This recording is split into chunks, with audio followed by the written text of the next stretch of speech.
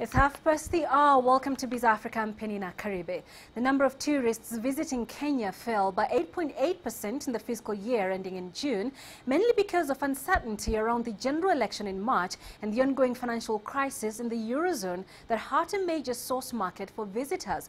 Revenues over the same period fell to 7.4% to around $1 billion in 2012-2013, as from $1.18 billion a year earlier. The number of visitors arriving in that particular period was 1.16 million compared to 1.28 million in the previous year. Kenya has in the past reported tourism figures of the calendar year rather than financial year running July to June. Officials have said they expect tourism numbers and revenues to climb during the calendar year 2013 over to 2014. Tourism is one of Kenya's main sources of foreign exchange. Others are tea, horticultural exports and remittances from Kenyans working abroad.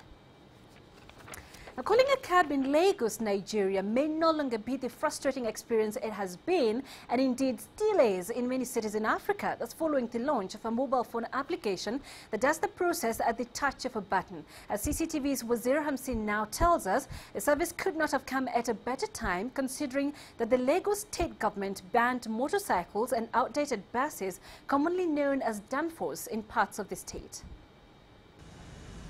Easy Taxi is a service that uses a mobile phone app to help residents book cabs from the comfort of their homes or offices instead of having to hail down a taxi.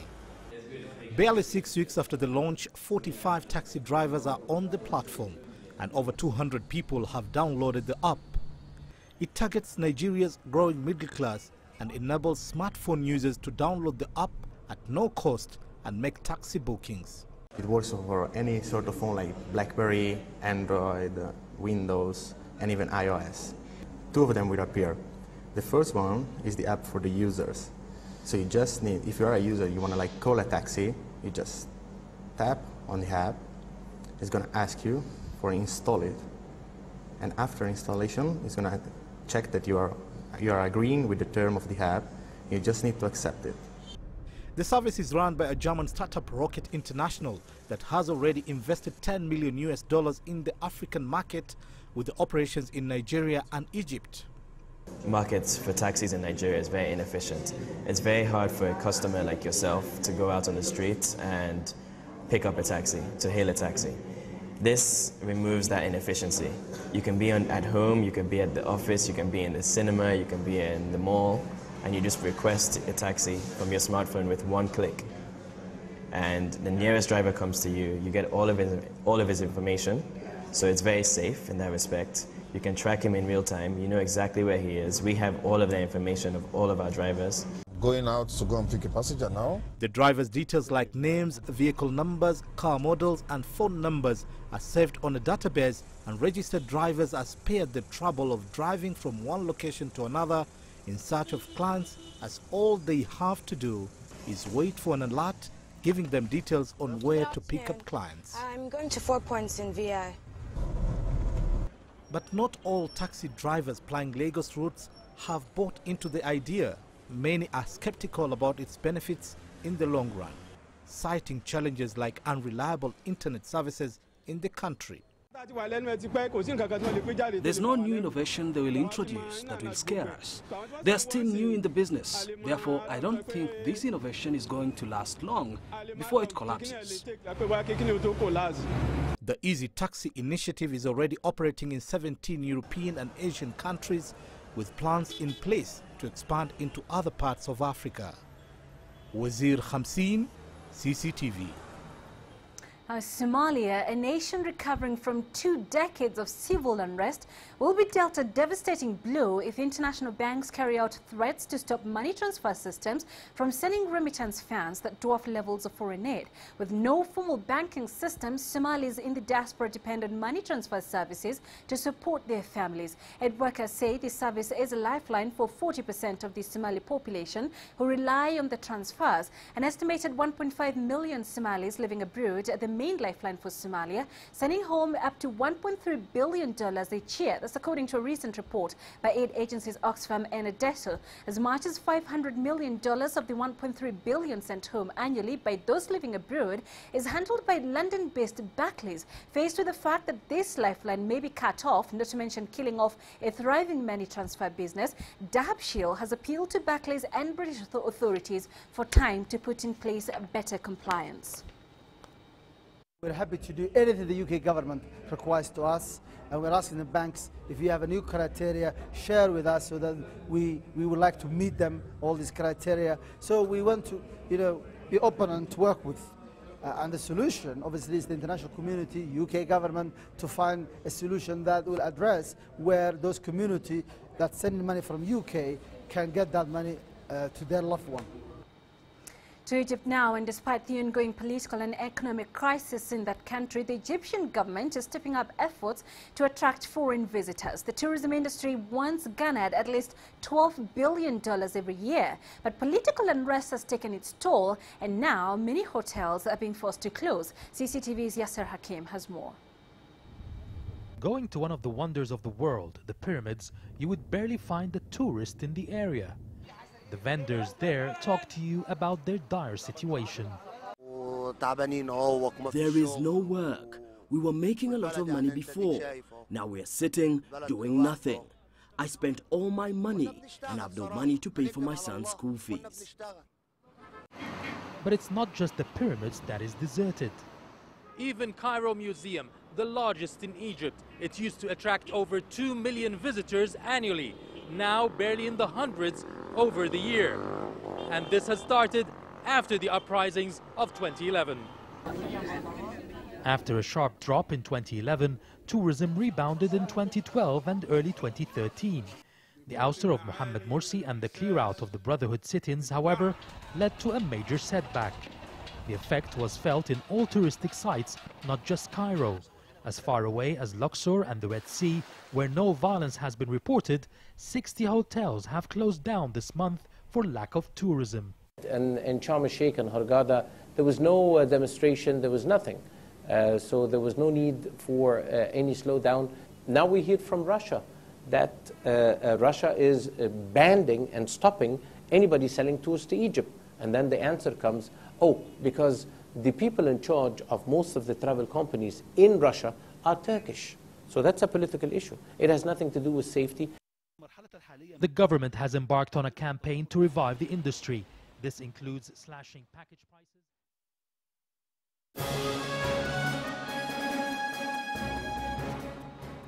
Right, let's just interrupt Biz Africa for just a moment and take you live to Geneva in Switzerland, where the Russian Foreign Minister and the U.S. Secretary of State John Kerry are now discussing the Syrian crisis. Let's listen in. The corresponding agencies, and we'll have to have a look at the corresponding documents with the participation of experts that have all the qualifications and professionalism, how to work further, not to postpone this process in strict compliance with the rules that are established by the Organization for the Prohibition of Chemical Weapons. We proceed from the fact that the solution of this problem will make unnecessary any strike on the Syrian Arab Republic, and I am convinced that our American colleagues, as President Obama stated, are firmly convinced that we should follow the peaceful way of resolution of the conflict in Syria. And I should say that we spoke with John by phone several times when we prepared for this meeting. We think that the development of the events gives us an additional opportunity for Geneva too, in order to move this today's situation from the stage of military confrontation and to prevent any terroristic threats which is expanding in Syria and in the region, and to convene the conference during which the Syrian Parties, in accordance with the Geneva communiques, should agree on the creation of the transition body that will have all the executive functions. And this is our common objectives, and I hope that our today's and tomorrow work and all other efforts that we are going to continue will help us to move on and to achieve this objective. Thank you for your attention.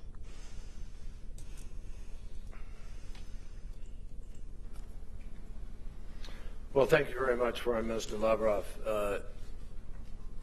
My privilege to be here with our delegation. And I want to thank you and your delegation on behalf of all the people who hope that diplomacy can avoid military action. And we thank you for coming quickly to Geneva in order to have this important conversation that we will engage in. Over 1 year ago, President Obama and President Putin directed high-level experts in our governments, both of our governments, to work together to prepare contingencies involving serious chemical weapons. Foreign Minister Lavrov and I have been in regular contact about this issue since my visit to Moscow earlier this year. And as Foreign Minister Lavrov said to me in a phone conversation after St. Petersburg and the meetings there, President Putin and President Obama thought it would be worthwhile for us to work together to determine if there is life in this concept. This challenge obviously took on grave urgency on August 21st when the Syrian regime used chemical weapons in a massive and indiscriminate way against its own citizens. President Obama and dozens of our partners believe that that action is unacceptable, and we have in no uncertain terms made it clear that we cannot allow that to happen again. In light of what has happened, the world wonders and watches closely whether or not the Assad regime will live up to its public commitments that it has made to give up their chemical weapons, and whether two of the world's most powerful nations can together take a critical step forward in order to hold the regime to its stated promises. I have seen reports that the Syrian regime has suggested that as part of the standard process, they ought to have 30 days to submit data on their on their chemical weapons stockpile. We believe there is nothing standard about this process at this moment because of the way the regime has behaved, because not only the existence of these weapons, but they have been used. And the words of the Syrian regime, in our judgment, are simply not enough, which is why we've come here in order to work with the Russians and work with Sergei Lavrov and his delegation here in order to make certain that this can, in fact, be achieved. The United States and Russia have had and continue to have our share of disagreements about the situation in Syria, including a difference as to the judgment we just offered with respect to who may have done that. But what's important as we come here is that there's much that we agree on. We agree that on August 21st, Syrian men, women, and children died grotesque deaths due to chemical weapons. We agree that no one, anywhere, at any time, should employ chemical weapons. And we agree that our joining together with the international community to eliminate stockpiles of these weapons in Syria would be an historic moment for the multilateral non-proliferation efforts. We agree on those things. We agree that it would help to save lives if we could accomplish this, that it would reduce the threat to the region, that it would uphold the norm that was established here in Geneva almost a century ago, and that would achieve the best of all of our aspirations for curbing weapons of mass destruction. Foreign Minister Lavrov and I come to today to be test these propositions, not just on behalf. Well, that's U.S. Secretary of State John Kerry discussing the Syrian crisis, and he's saying that America and Russia have agreed on a number of things. He says they do agree that there were people who died due to the use of chemical weapons. They do agree that they do need to get rid of the stockpiles of chemical weapons inside Syria. Let's just take you back to Switzerland again and listen into what U.S. Secretary of State is saying. Their lives every day to countering the proliferation of these weapons and to bringing about their eventual elimination from this earth. The Russian delegation has put some ideas forward, and we're grateful for that. We respect it. And we have prepared our own principles that any plan to accomplish this needs to encompass. Expectations are high. They are high for the United States, perhaps even more so for Russia to deliver on the promise of this moment. This is not a game, and I said that to my friend Sergei when we talked about it initially. It has to be real. It has to be comprehensive. It has to be verifiable. It has to be credible. It has to be timely and implemented in a timely fashion. And finally, there ought to be consequences if it doesn't take place. Diplomacy is and always has been President Obama's and this administration's first resort. And achieving a peaceful resolution is clearly preferable to military action. President Obama has said that again and again. Now, it's too early to tell whether or not these efforts will succeed, but the technical challenges of trying to do this in the context of the Civil War are obviously immense.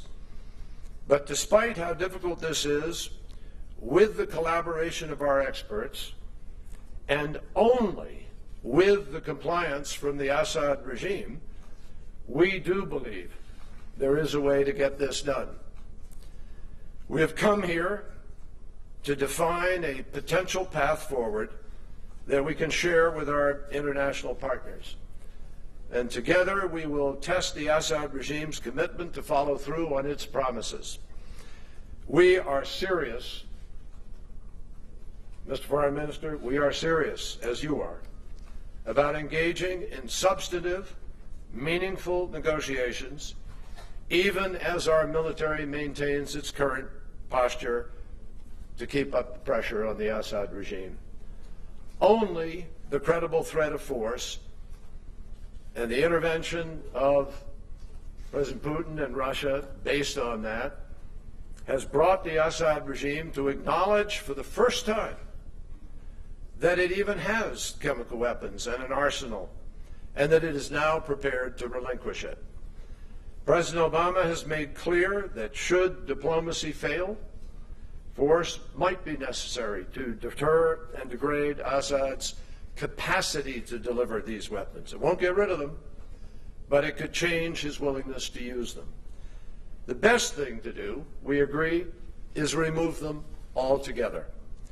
Our challenge here in Geneva is to test the viability of placing Assad's chemical weapons under international control, removing them from Syria, and destroying them forever. But the United States has also made clear that the deaths of more than 100,000 Syrians and the displacement of millions, either internally or as refugees, remains a stain on the world's conscience. We all need to keep that in mind and deal with it. And that is why Foreign Minister Lavrov and I continue to work with Joint Special Envoy Brahimi and ourselves under the auspices of the Geneva Communique. The Foreign Secretary just mentioned this in his hopes.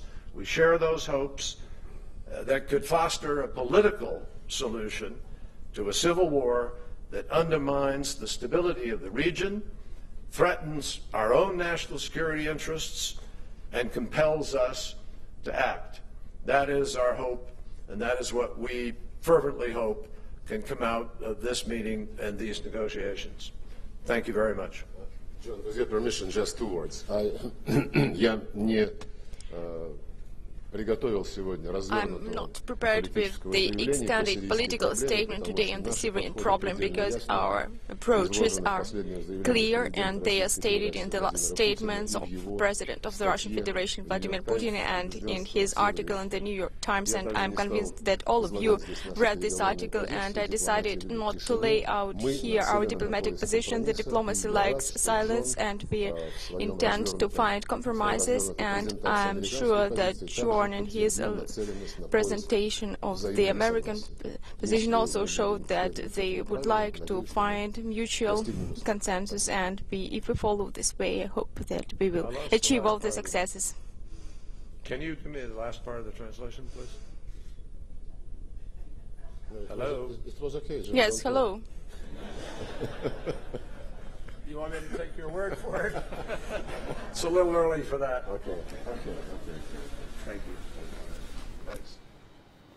Russian Foreign Minister there, Sergei Lavrov, and the U.S. Secretary of State John Kerry addressing the crisis in Syria. The Russian Foreign Minister saying they are committed to a diplomatic solution. The U.S. Secretary of State also saying that President Obama has always given diplomacy a priority, and saying that even though the U.S. military is still in position, but the U.S. is committed to working together with the international community to find a clear path on just how we can deal with the crisis in Syria diplomatically without necessarily resorting to military solutions. Now let's come back to Biz Africa. We did tell you about the crisis in Somalia, a nation recovering from 2 decades of civil unrest that will be dealt a devastating blow if international banks carry out threats to stop money transfer systems from sending remittance funds that dwarf levels of foreign aid. Now we have to tell you that with no formal banking system, Somalis in the diaspora depend on money transfer services to support their families. Let's discuss this issue further now. We have in studio Ed Pomfret, Acting Country Director of Oxfam in Somalia and Oxfam's Policy Manager for that country. Ed, thank you for joining us on Biz Africa tonight, and sorry we had to keep you waiting for a while. All right, so let's talk about the key concerns surrounding Barclays' decision to close these accounts by the end of September. What are some of these key concerns? Well, what we're really concerned about at Oxfam is the potential impact this would have on the population in Somalia.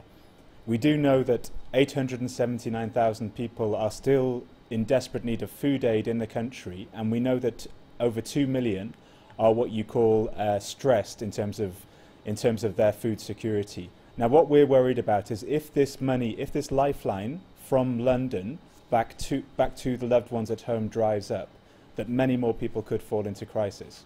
And campaigners such as your organization and the UN have been saying that, look, closing these accounts is not really the only solution, that there are alternative ways of dealing with these concerns. What are some of those solutions that you're proposing?